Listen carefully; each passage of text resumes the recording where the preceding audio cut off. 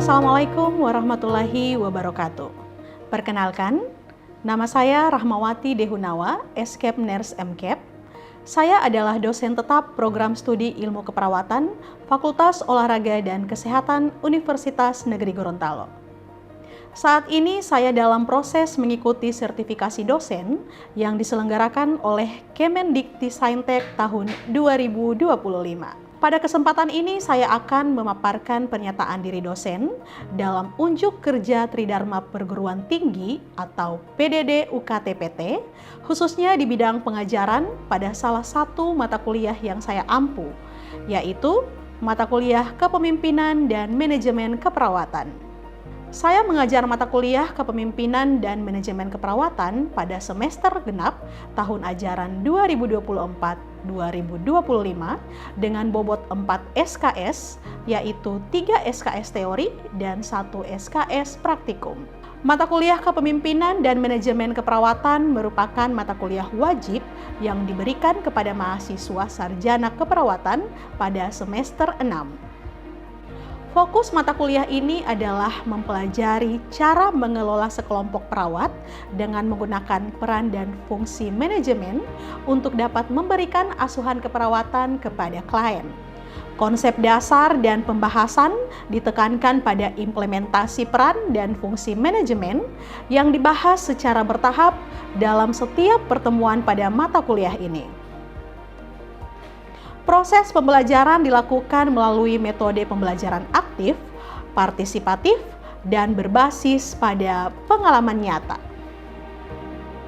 Di antaranya adalah metode ceramah interaktif untuk membangun pemahaman konseptual mahasiswa terhadap teori kepemimpinan dan manajemen keperawatan.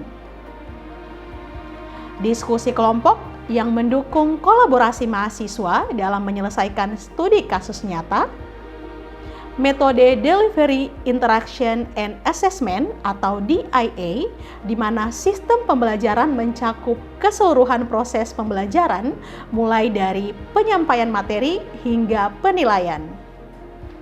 Dan Project Based Learning, di mana mahasiswa menyusun proyek asuhan keperawatan yang diimplementasikan sesuai dengan fungsi manajemen keperawatan sebagai bentuk aplikasi praktis dari materi yang dipelajari. Untuk capaian pembelajaran lulusan meliputi CPL 1, mampu menjalankan asuhan keperawatan sesuai Kode Etik Keperawatan Indonesia, berpikir logis, kritis, sistematis dan kreatif, inovatif, bekerja sama, dan memiliki kepekaan sosial, serta bertanggung jawab secara ilmiah kepada masyarakat, profesi, dan klien dengan mengaplikasikan ilmu pengetahuan dan teknologi keperawatan. CPL 2 mampu melakukan edukasi, komunikasi, dan kolaborasi dalam memberikan asuhan dan atau pelayanan keperawatan berdasarkan bukti ilmiah terkini. CPL 4 mampu melakukan penelitian ilmiah monodisipliner di bidang ilmu dan teknologi keperawatan dan kesehatan untuk memecahkan masalah kesehatan melalui pemikiran kritis, etis, dan inovatif. Untuk capaian pembelajaran pada mata kuliah ini diharapkan antara lain CPMK 1, mahasiswa mampu membedakan berbagai teori dan konsep kepemimpinan dan manajemen keperawatan. CPMK 2, mahasiswa mampu menerapkan fungsi manajemen keperawatan. CPMK 3, mahasiswa mampu mengorganisasikan manajemen ruang rawat. CPMK 4, mahasiswa mampu menerapkan kegiatan pengorganisasian manajemen keperawatan. Selanjutnya dari 4 CPMK tersebut diturunkan menjadi 13 sub CPMK yang dikemas ke dalam 13 kali pertemuan. Ujian tengah semester 1 pertemuan, ujian praktikum 1 pertemuan, dan ujian akhir semester 1 pertemuan. Untuk media pembelajaran pada mata kuliah Kepemimpinan dan Manajemen Keperawatan meliputi modul atau RPS, PowerPoint, studi kasus dan artikel ilmiah, dan video pembelajaran. Adapun materi pembelajaran pada mata kuliah ini meliputi 1. Fungsi manajemen keperawatan, 2. Kepemimpinan manajemen di ruang rawat dan puskesmas, 3. Gaya kepemimpinan. 4. Fungsi perencanaan manajemen keperawatan. 5. Standar akreditasi rumah sakit. 6. Fungsi pengorganisasian manajemen keperawatan. 7. Kewenangan klinik dan jenjang karir perawat. 8. Fungsi ketenagaan sesuai dengan kebutuhan ruang rawat. 9. Fungsi pengendalian mutu asuhan dan pelayanan keperawatan. 10. Manajemen konflik. 11. Fungsi pengarahan manajer ruang rawat. 12. Proses timbang terima dan proses pre-post conference. Dan 13. Proses ronde keperawatan dan ronde pembimbingan klinik. Dalam menyusun materi perkuliahan, saya mengacu pada berbagai sumber ilmiah, baik fisik maupun digital. Referensi yang saya gunakan antara lain adalah buku Manajemen Keperawatan, Aplikasi dalam Manajemen Asuhan Keperawatan oleh Prof. Nur Salam. Referensi kedua, Leadership and Nursing Care Management oleh Diana Huber, edisi 7. Referensi ketiga yaitu Leadership, Roles and Management Function and Nursing Theory and Application. Dan referensi lainnya. Adapun kriteria penilaian meliputi kehadiran dan keaktifan di kelas 10%, tugas individu dan kelompok dengan bobot 20%, ujian tengah semester dengan bobot 25%, ujian akhir semester 25%, dan ujian praktikum 20%. Penilaian dilakukan secara objektif berdasarkan indikator seperti ketepatan dan penguasaan materi, partisipasi aktif, serta kemampuan dalam menganalisis. Saya menggunakan rubrik penilaian yang jelas dan terukur dengan pendekatan yang saya gunakan adalah Student Center Learning atau pembelajaran yang berpusat pada mahasiswa. Lulusan mahasiswa mengikuti standar yang ditetapkan oleh Universitas Negeri Gorontalo, yaitu dengan rentang nilai 60-100 atau dengan rentang huruf A sampai dengan C. Hasil evaluasi perkuliahan saya sampaikan kembali ke mahasiswa sebagai proses umpan balik untuk meningkatkan kualitas pembelajaran dan menyiapkan lulusan yang mampu berpikir kritis, adaptif, unggul, dan berdaya saing dalam pengembangan inovasi di bidang keperawatan profesional dan siap menghadapi perubahan dan tantangan dunia kerja. Assalamualaikum warahmatullahi wabarakatuh. Waalaikumsalam warahmatullahi wabarakatuh. Apa kabar adik-adik hari ini? Oke, alhamdulillah ya, insya Allah semuanya dalam keadaan sehat walafiat, amin. Nah, adik-adik, sebelum kita memulai untuk perkuliahan hari ini, marilah kita berdoa menurut agama dan keyakinan masing-masing. Berdoa dimulai.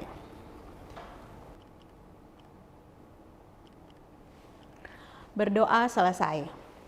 Oke, adik-adik, saya absen terlebih dahulu ya. Oke, jadi hadir semua ya.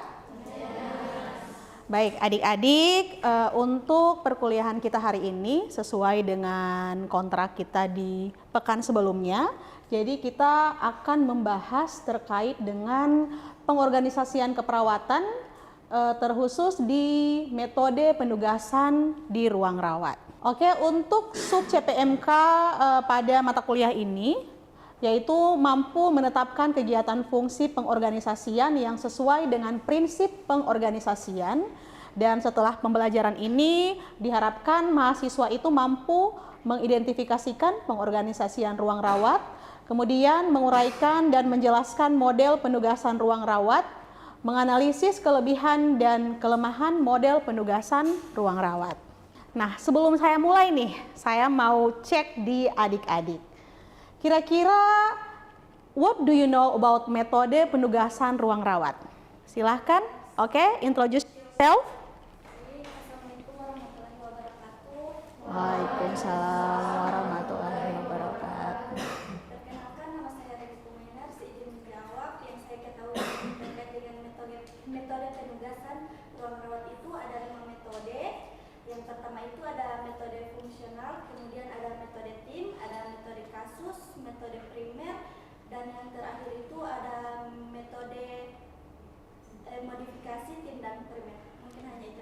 Oke, bagus sekali ya, tepuk tangan untuk Rindy.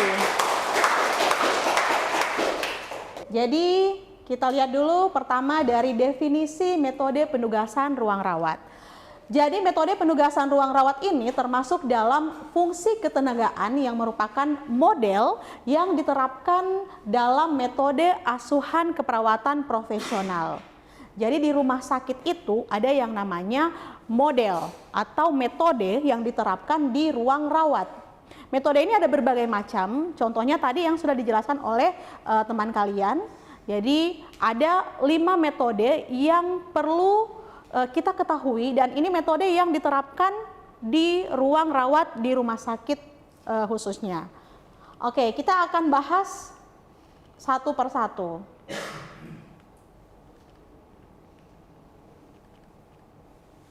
Yang pertama ada metode fungsional, kemudian yang kedua ada metode tim, yang ketiga ada metode primer, kemudian yang keempat ada metode kasus, dan yang kelima ada metode modifikasi tim primer.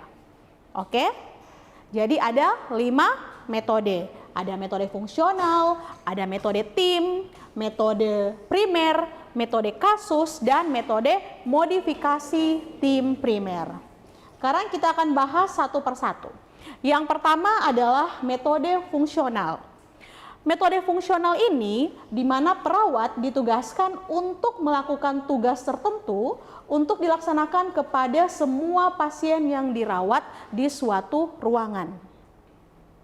Jadi dari namanya saja fungsional, dia ada berperan sesuai dengan fungsinya masing-masing. Jadi ada perawat yang khusus memasang infus, ada perawat yang khusus memasang kateter, ada perawat yang khusus memberikan asuhan keperawatan. Jadi dia sesuai dengan fungsinya begitu. Sekarang kan kita ketahui bahwa perawat harus menguasai semua ya, tidak harus spesifik hanya pasang infus tok, hanya memasang kateter saja, tapi harus menguasai semua. Namun di dalam metode fungsional ini perawat ditekankan untuk di dalam satu ruangan itu dia bekerja sesuai dengan fungsinya masing-masing. Seperti itu. Paham ya? Nah, contohnya di sini seorang perawat bertanggung jawab untuk pemberian obat-obatan, perawat yang lain untuk tindakan perawatan luka. Begitu. Jadi di ruangan itu si perawat A, dia tugasnya hanya untuk merawat luka. Si perawat B, dia tugasnya hanya untuk memasang infus. Jadi kalau ada pasien yang datang, yang masuk ke ruangan itu, si perawat B ini tugasnya hanya memasang infus kan. Nah, dia hanya itu saja. Dia tidak akan melakukan perawatan luka. Seperti itu. Paham untuk metode fungsional? Nah, jadi dia sesuai dengan fungsi masing-masing. Kemudian metode yang kedua. Metode kedua adalah metode tim. Metode tim ini adalah pelayanan keperawatan dengan menggunakan tim yang terdiri atas kelompok klien dan perawat. Jadi dia ada metode atau model di dalam satu ruang rawat, itu ada tim di mana terdiri dari ketua, kemudian ada anggota timnya. Nah, itu tadi materi terkait dengan metode penugasan di ruang rawat. Nah, ada pertanyaan sebelum kita lanjut lagi? Oke, silakan yang di belakang, introduce yourself. Waalaikumsalam warahmatullahi wabarakatuh. Perkenalkan, nama saya Nova Raya. Izin bertanya, Nurse, untuk pertanyaannya, bagaimana cara kita membedakan dari masing-masing metode tersebut? Kemudian untuk manfaatnya bagi perawat serta kekurangan dari metode tersebut apa, Nurse? Oke. Ya, bagus sekali pertanyaannya. Oke, silahkan.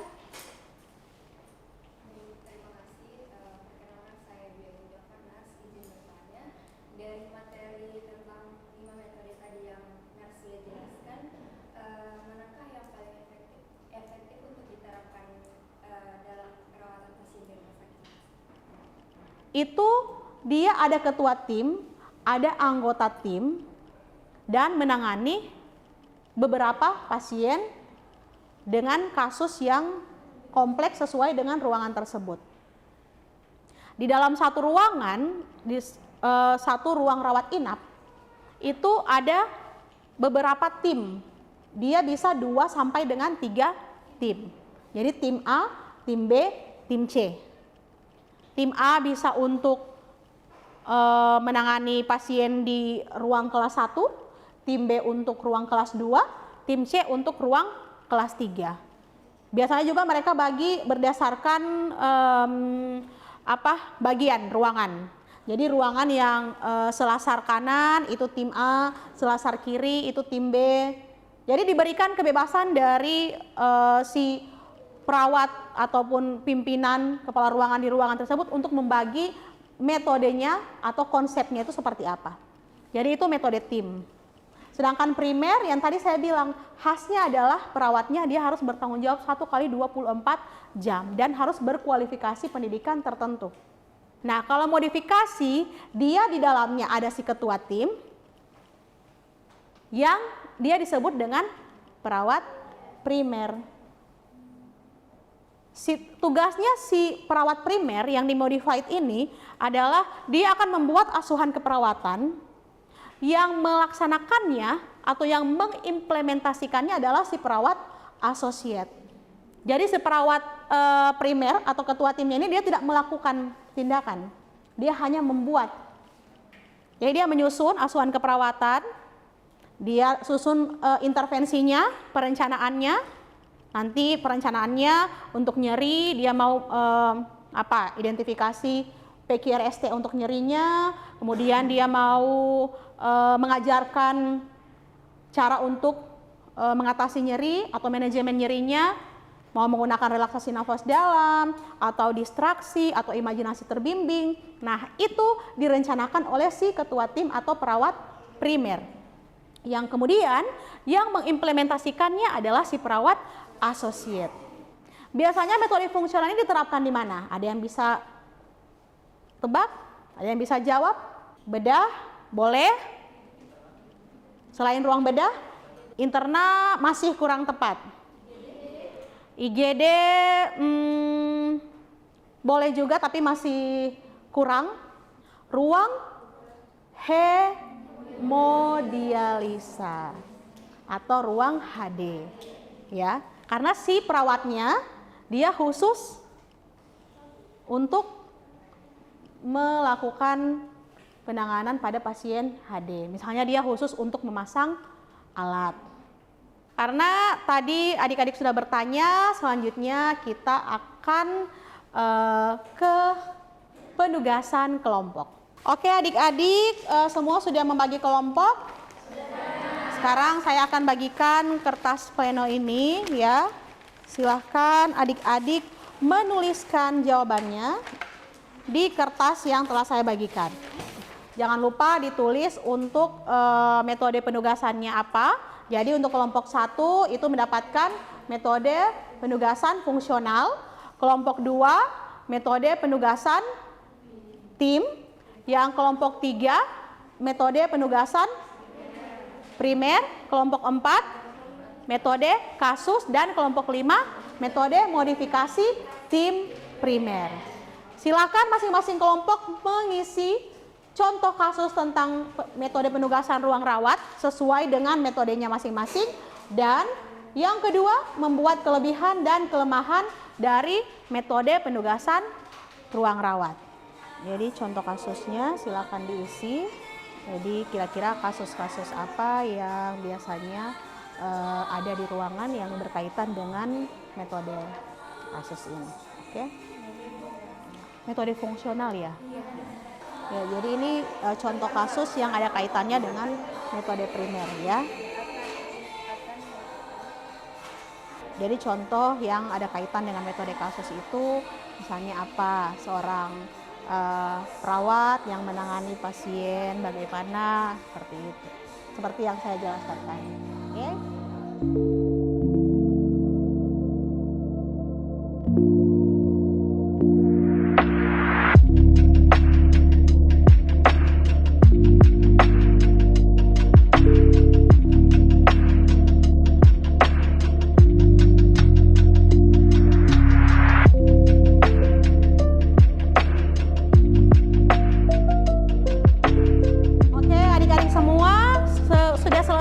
mengerjakan tugas kelompok yang tadi?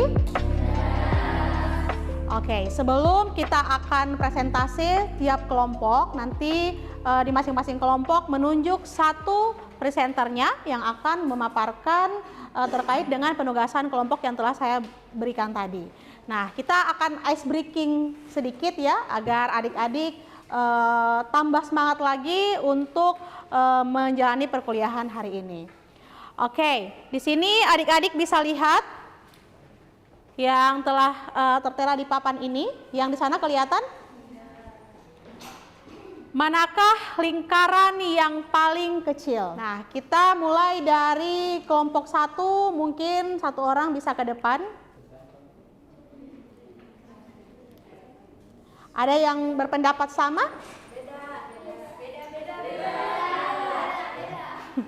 Oke, dari perwakilan kelompok lain, kelompok 3 tadi yang angkat tangan lebih dulu.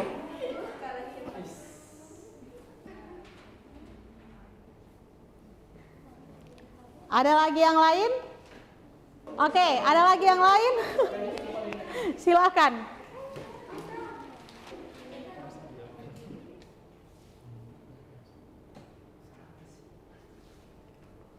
Ada yang bisa berpendapat mana yang benar? Manakah lingkaran yang paling kecil?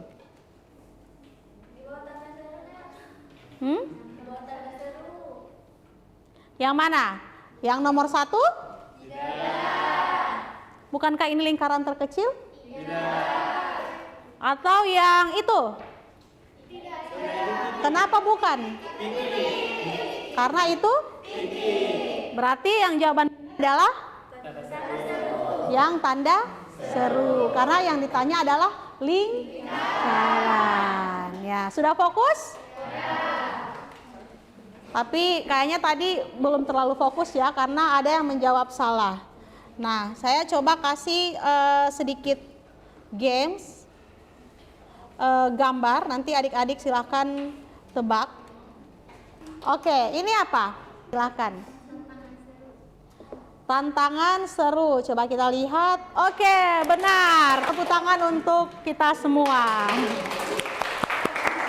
Ya, luar biasa ya, berarti adik-adik semua alhamdulillah fokus untuk menerima materi hari ini. Nah, selanjutnya tadi sudah bagi kelompok, silakan dari masing-masing kelompok untuk dapat mempresentasikan hasil kerja kelompoknya. Dimulai dari kelompok 1, disilakan satu orang.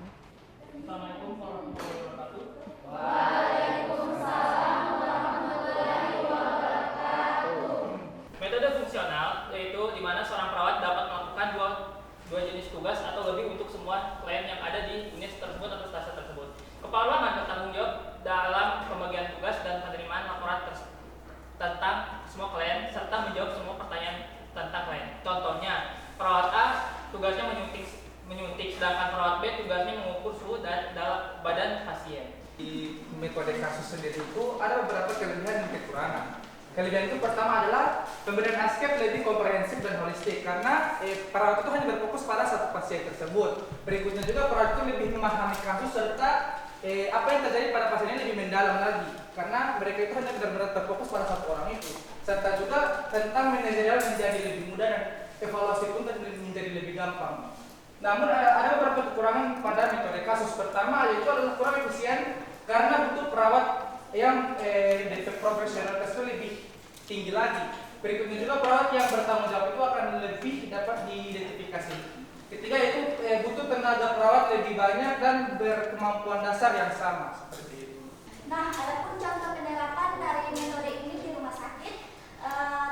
Di rumah sakit terdapat 10 pasien yang dirawat pada ruang rawat inap. Terdapat kepala ruangan yang membagi perawat menjadi 2 tim, masing-masing terdiri dari 5 perawat yang 1 perawat ditunjuk sebagai perawat primer untuk setiap pasien. Adapun kelebihan dari modifikasi tim primer ini, yang pertama memungkinkan pelayanan keperawatan yang menyeluruh, yang kedua memungkinkan komunikasi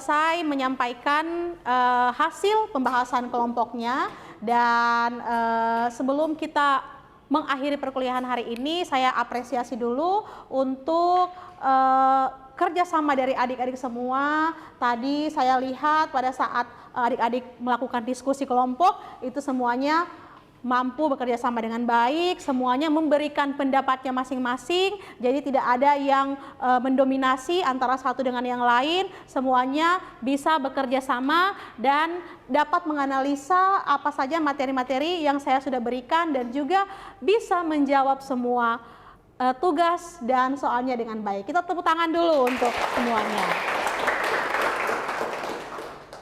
Nah, karena tadi sudah bisa menjawab, sudah bisa menjelaskan, sekarang saya kasih kuis terakhir.